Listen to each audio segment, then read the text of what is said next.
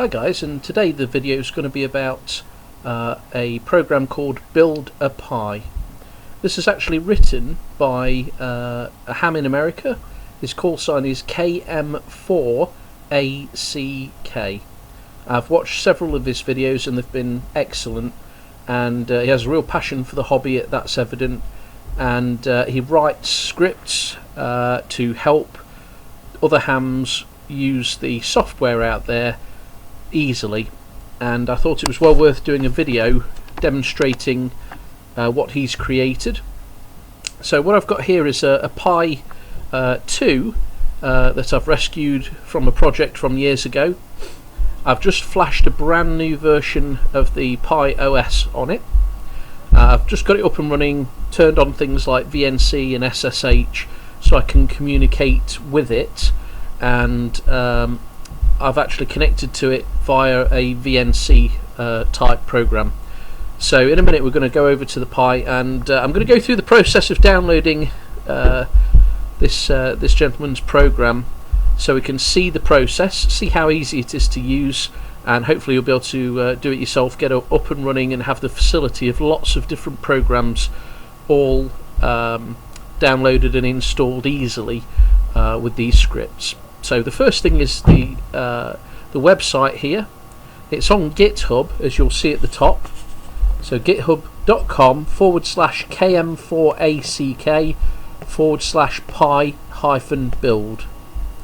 I did find though, if you just Google KM4ACK, you find it on one of the first results on the search engine. So I have made the first step, and that is to scroll down here, and under the install section here I've just had a quick read. There's the Pi OS download. There's information here about flashing it to a some sort of media, and then once you've got your Pi functioning, this is the link here, this whole thing. You just copy and paste this into the terminal on the Pi. So I'm just going to switch over to the Pi now. So this is the Raspberry Pi, and all I've done is opened a terminal just here at the top, and on the command prompt I've pasted that line that you saw me highlight a moment ago, and actually it did automatically start doing it, which was a bit of a surprise. I was thinking I'd start recording then hit OK, and it just did it all in one go. So it has actually started updating or installing all this, as you can see, and it stopped just here with this prompt. So that's literally all I've done up to this point, and so we'll carry on now through the rest of the process. And this is the first time I've done this, so this is all new to me as well.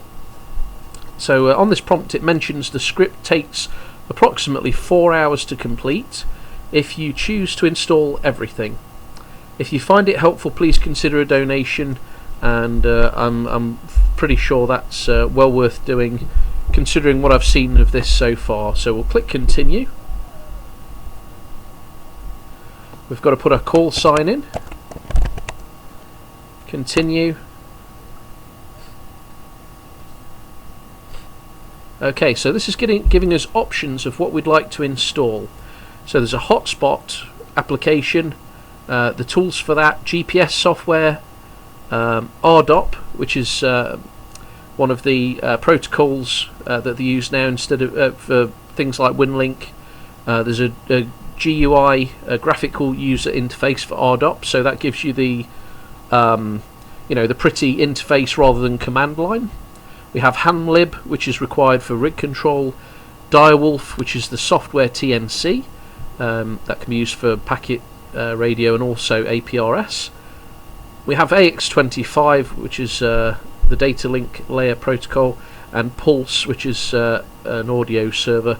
So you can tick the boxes and pick and choose what you want from this list. However, there is a handy box here to check it all and install it all. So I've clicked on that. I do intend to install it all and have the full functionality. This first prompt here is for the hotspot. So it wants to know what my Wi-Fi network name is and the password for it.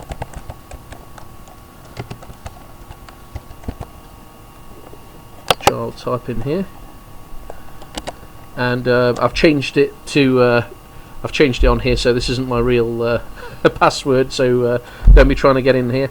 And then the hotspot password, I'm going to call this that for now. Okay, he did mention on his video as well, if for some reason this doesn't come up, you can click refresh Wi-Fi and then it will recheck for the details. Okay, so that's all set up. So this next section is going to be downloading the hotspot part, and we'll see how that goes now.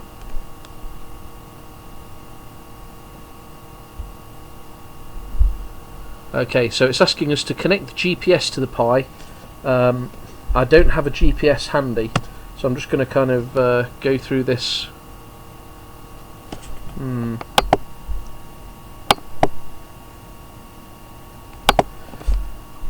So I may have to pop out and get the GPS for this, so bear with me and I'll be right back with you.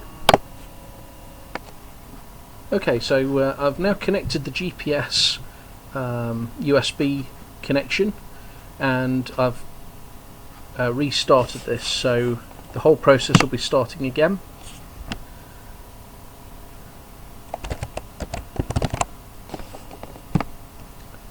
And I'm going to include the whole thing, even though I paused it, I'm going to include the whole thing so you can see what's happening. So we're checking all the boxes and continuing. I'm just wondering if there's any other hardware I need to connect that it's going to be looking for. Okay.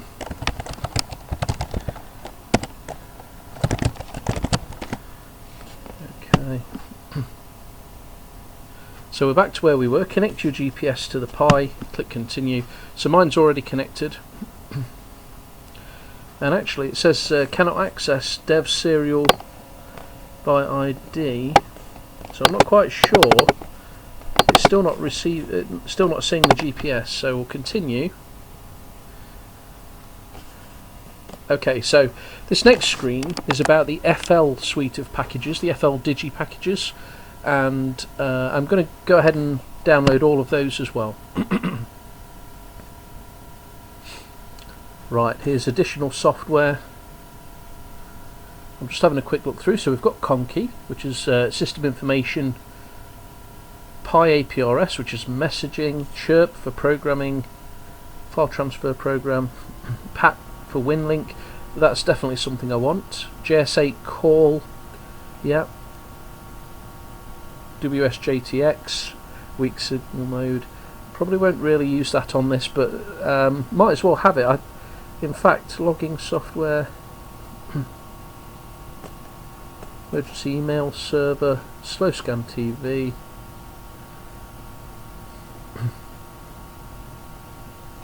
My feeling is, oh, there's Yak, there's everything on there, there's everything. So you won't need all of this. Really, you need to go and pick and choose what you like. Having said that, I've used a lot of these programs, but not all, so I think I'll install them all, have a go, and then just delete the ones that I don't use so much. So I'm going to go ahead and continue with all of it. Ham clock size, not 100% sure what this is going to look like, so we'll go for large. Might regret that later. Okay, your square IO 92 kilo X-ray, I believe is mine. And WinLink password, I don't think I've got one at the moment, so I'm just gonna put one in and see what happens. Okay, utilities, call sign lookup, temperature converter, dipole calculator. Okay, these are all useful things to have. So again, I think I'm going to continue as I mean to go on by just downloading everything. I'm just conscious, I think the SD card I've got 32 gigabytes, so I don't know if we're going to fill this or not. I wouldn't think so. So we're just going to go for broke here. I don't have anything else on the Raspberry Pi at the moment other than the basic installation. so it's not already clogged up with anything. A couple of things while this is going. I'm not going to record for the full 4 hours or anything like that. I'll just unpause it as we go along. But on KM4ACK's video, he'd mentioned that in previous builds you got the option of downloading something that was pre-built from a repository, that kind of thing, or you can have it built from source, which is generally a nice way to go because everything's up to date and you're not downloading an old package that doesn't have the latest updates, etc. I believe this version 3 is all built from source from what he said, which is great, and I love the fact that you get the benefits of building it from source with all the updated package, but this script obviously does it all for you, so you don't have to worry about the typical building from source problems. For example, dependencies that you can't find and having to redo the process over and over until you figure out what's wrong. This is a really nice feature that you can just set it running and it does it all for you. Very automated, and as you can see, he's even put some fun facts that pop up while you're waiting. So I think I'll pause the recording here and I'll come back on again when I've got more to show you. Okay, we've just had the installation stop here and it's asking about the configuration of Zaster. It does allow users to have access to the communications, but not necessarily all the users. So should non-super users be able to use the AX25 interfaces? I'd put yes for this. So basically any users should be able to use the program, as opposed to just the root user, which is the highest level of permissions. So I'll say yes to that and we'll carry on. Okay guys, we've just finished, and it says at the bottom we're all done here. If you close this window, you'll have to reboot manually, and we also have the screen pop up here, reboot now. So we'll click on that and I'll be back with you when it's rebooted.